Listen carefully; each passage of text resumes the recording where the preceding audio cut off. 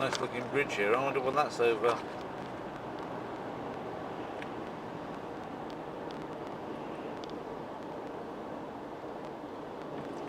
Is it going to tell us what the bridge is actually going to be carrying us over or not?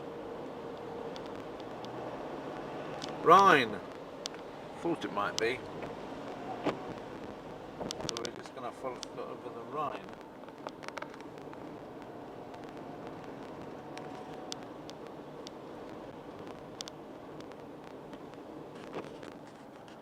The Rhine Valley at this point is not so broad. So that side as well.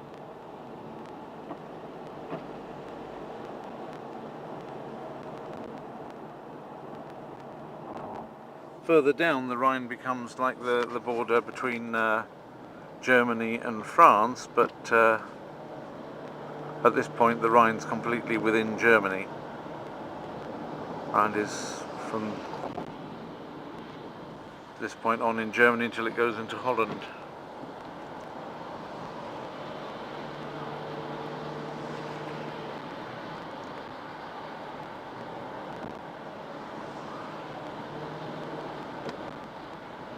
The Rhine becomes the border after or below the point at which France is at its broadest. We're now above the point at which France is at its broadest and going towards the area where Luxembourg is, although we won't go to Luxembourg, we won't go through Luxembourg, we'll go around it into Belgium instead. I've just, this is called Willkommen in Darmstadt. This is called the Darmstadt. The Darmstadt service station. It's not far away from, I thought I was actually coming to Wonna because that's not far away, and I thought, well, that's not bad. Wonna is a great place to actually make a toilet break, because if you wanna go, you gotta go, so you can go there in Wonna. I wanna go to the toilet, so Wonna is a great place to do it. But that was not to be. Instead, Darmstadt, not to be confused with Darmstadt, which is a little bit further up by Frankfurt in Hessen. Darmstadt also reminds me of going to the toilet, because Darm is obviously urine. Not at all connected to the word darmowy in Polish, which means for free. You don't have to pay anything for it, which I always had the association that all you needed to do is piss in a bucket and they would give it to you without paying. Anyway, there's lots of these German places end in Gau, which is like a valley.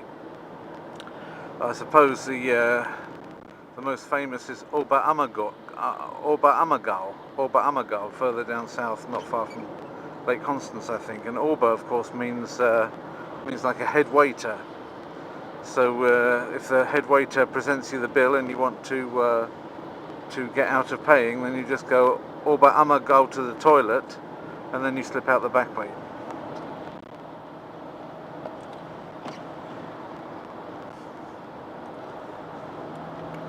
Artists created a witty trompe-l'oeil. Worms Nord. Worms, or Worms. This, Worms, is well known from your history book for the diet of worms. Diet of Worms, as it should be called, not worms. That wasn't that they went and ate worms, of course not, that would be silly. It was a place called Worms in which they all went on a diet.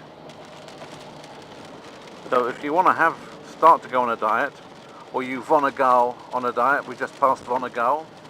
If you wanna go on a diet, you have to go to Worms, or simply get Worms. Then you might not necessarily need a diet because they will eat your food for you. Yeah, let me just go in here. What I just want to show you is this lay-by. Hopefully you'll see this. Struth, S-T-R-U-T-H. Now you know where that expression comes from. that expletive. It all refers to this location. Anyway, ladies and gentlemen, not that many ladies, mainly gentlemen seem to watch my stuff, but never mind. I'm happy for whoever watches it. I'm just surprised anybody does. Yeah, this is where we are now, not too far away from. I just passed Bacharach. I didn't hear Bert and his amazing orchestra, but obviously he would have been named probably for that place. So this is a part of Germany which gives rise to a lot of names for a lot of different things and people and what have you. And at this point there's a lot of functioning windmills, as we're quite high up. Actually, we're on the crest of something. Not all of them are turning round and round though. Some of them are just stationary, just not moving.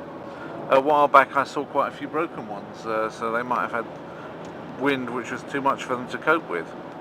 Sometimes when you get the really strong winds up, they can't even switch them on because they would go around too fast and like zap everybody with their overload of electricity.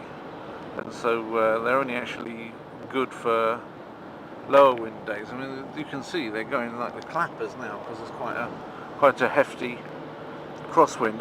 We're just coming up to the Tal der Lorelei. And Lorelei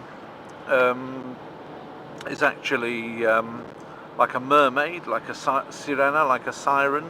Lived in the Rhine and used to sing to the sailors sailing their boats up and down the Rhine, rather like a lot of the ones in Greek mythology did.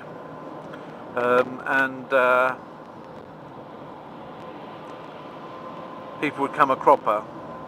Sometimes people would go nuts listening to them. And there's an interesting poem by Heinrich Heine called Die Lorelei. Ich weiß nicht, was soll es bedeuten, dass ich so traurig bin. Ein Märchen aus alten Zeiten, das komme ich nicht aus den Sinn. Ja? Die Luft ist kühl und es dunkelt und ruhig fließt der Rhein. Die Gipfel der Berge, der Gipfel des Berges funkelt, muss sein, im Abendsonnenschein.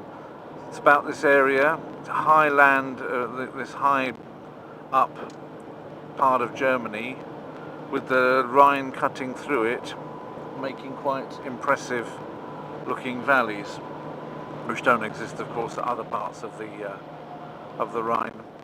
So and that's where the Lorelei home is. But we won't probably see any of those because we crossed the Rhine a while back, so I don't suppose we will necessarily see that area. But it was mentioned by the road anyway for some reason. Right, we're going across the Moselle Valley. You can see some of the sheer drops. That I've got her wrong. Rather than a global song, she's a more complicated character than that bland excerpt might imply. In fact, on the title track of her new album, Beautiful Africa, she describes herself as an Afro-progressist, an Afro-progressive, but that term covers That's a quite lot good of at. ground. The song addresses the political turmoil. That's quite a good view, isn't it? Congo and